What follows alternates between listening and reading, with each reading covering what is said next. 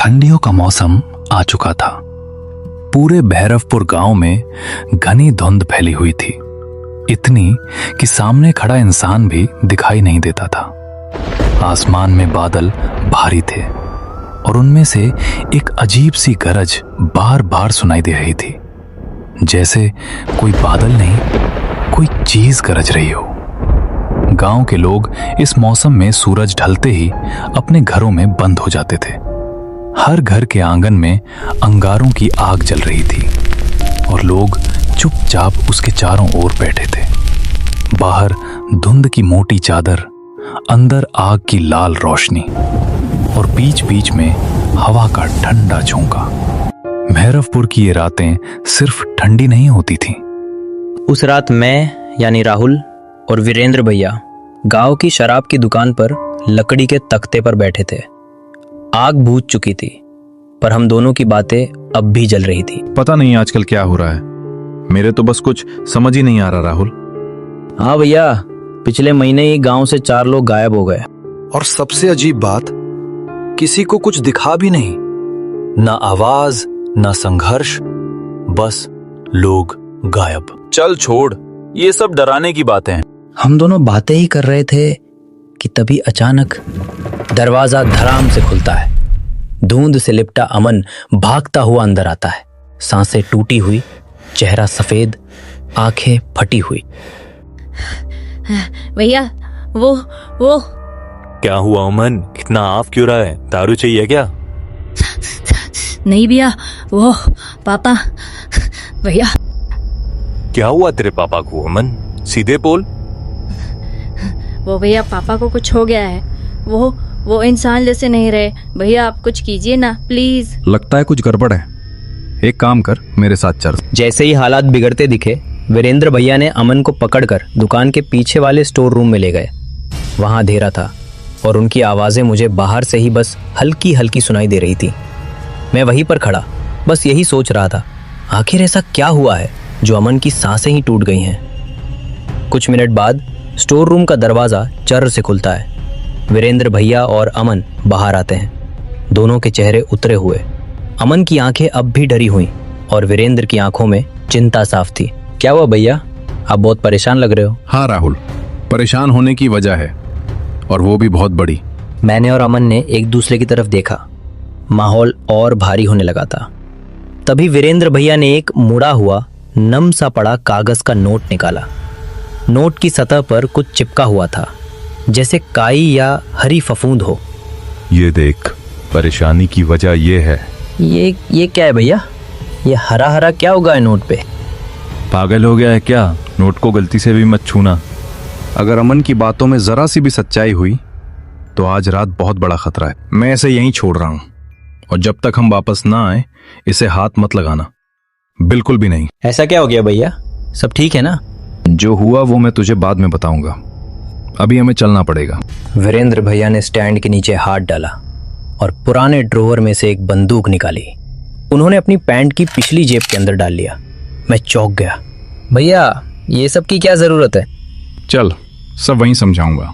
हम दोनों दुकान से तेजी से निकल गए। धुंध एकदम गहरी हो चुकी थी और मैं उस हरे नोट का राज अभी भी मेरे दिमाग में घूम रहा था। वीरेंद्र भैया और मैं तेज तेज चलते हुए धुंध से भरी गली पार कर रहे थे। मैं भी उनके पीछे पीछे चला जा रहा था। कुछ ही देर में हम अमन के घर पहुंचे और जैसे ही मैंने उस घर को पहली बार देखा, मैं थोड़ा चौंक गया। घर बिल्कुल अजीब था, उस नोट की तरह ही। दीवारों पर भी हरी हरी काई मोटी परत जमी थी, जैसे वो घर सालों से बंद पड़ा हो। हालांकि हम जानते थे कि अमन और उसके पापा यही रहते हैं। मैं रुक गया और डरते हुए वीरेंद्र भैया से बोला, भैया ये अमन के घर की हालत मुझे बहुत अजीब लग रही है, और हम यहाँ आए क्यों हैं?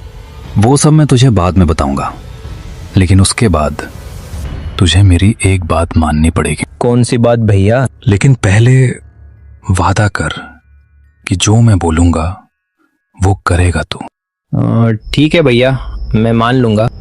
तुझे याद है ना, 2 महीने पहले तक अमन का बाप खुद शराब लेने आता था। हाँ, बिल्कुल। लेकिन 2 महीने से उसने खुद आना बंद कर दिया है। हमेशा अमन को भेजता है। और आज अमन ने मुझे पिछले 2 महीनों की पूरी कहानी बताई है।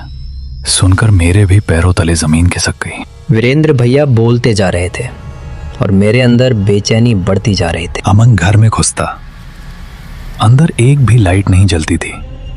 कमरा अंधेरा, भारी, सीला। उसका बाप कंबल में लिपटकर टीवी की झिलमिलाती नीली रोशनी में घंटों बैठा रहता था। टीवी की आवाज बहुत धीमी। पापा, लाइट जला दूं क्या? नहीं, बिल्कुल नहीं, लाइट बिल्कुल भी नहीं चलेगी। दिन बीतते गए और हालात बदतर। लेकिन असली प्रॉब्लम तो आज शुरू हुई। क्यों भैया, आज क्या हुआ? आज ट्यूशन कैंसिल होने के कारण अमन जल्दी घर पहुंच गया। अमन ने सोचा लाइट जलाकर थोड़ा पढ़ ले, लेकिन जैसे ही उसने स्विच ऑन किया, लाइट बंद कर लाइट, सुनाई नहीं दे रहा है। अमन डर गया। उसने पीछे हटकर अपने पापा को देखा और वहीं उसे पहला झटका लगा जब उसके पापा के कंबल से बाहर निकला हाथ पूरी तरह लाल था, लाल जैसे ताजा खून। और उस पर वही हरी काई जमी थी जो घर की दीवारों पर थी। तुझे बोला ना लाइट बंद कर, दोबारा ऐसी गलती मत करना।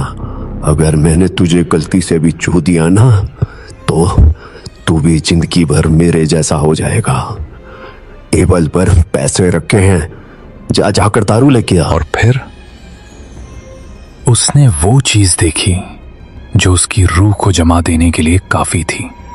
टेबल पर पड़े नोट पर वही मोटी हरी काई जमी थी, वही जो उसके पापा की त्वचा पर थी, वही जो दीवारों को खा रही थी और जो धीरे धीरे उसके घर में फैल रही थी। और ये देखकर अमन के अंदर कुछ टूट गया। और ये देखकर अमन भागता हुआ हमारी दुकान आया। वीरेंद्र भैया की कहानी सुनकर मेरे पैरों में जैसे ताकत ही नहीं बची थी। दिल इतनी तेज धड़क रहा था जैसे सीने से बाहर आ जाएगा। भैया, ये अमन के बाप को हुआ क्या है? पता नहीं, देखना पड़ेगा। लेकिन उससे पहले ध्यान से मेरी बात सुन। हाँ। जैसे ही हम ऊपर जाएंगे और दरवाजा खुलेगा, अगर तुझे कुछ भी ऐसा दिखे जो इंसानों जैसा ना हो तो फौरन दुकान भाग जाना, पीछे मुड़कर नहीं देखना। अरे भैया, पर यह समय बहस करने का नहीं है राहुल। जितना कह रहा हूं उतना मान। लेकिन भैया, आपको कुछ हो गया तो?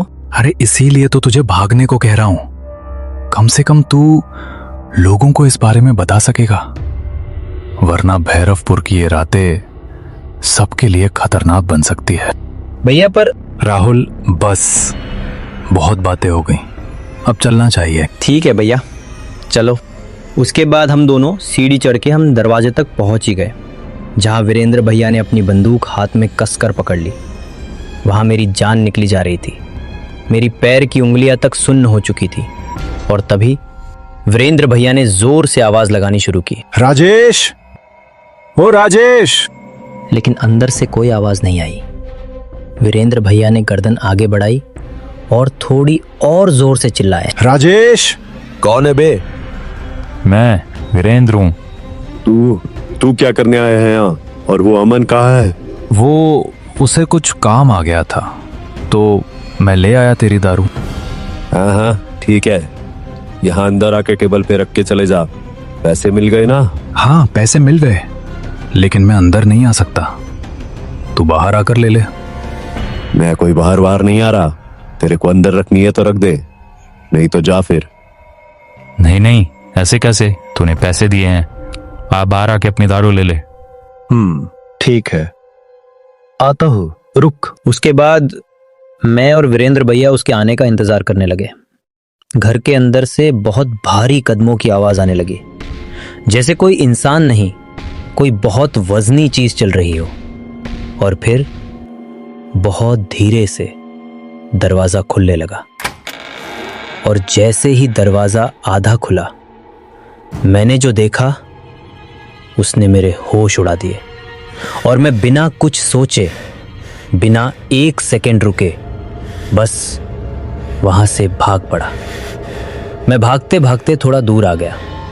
मेरे दिमाग में बार बार वही दृश्य चमक रहा था जो मैंने दरवाजा खुलने के बाद देखा था।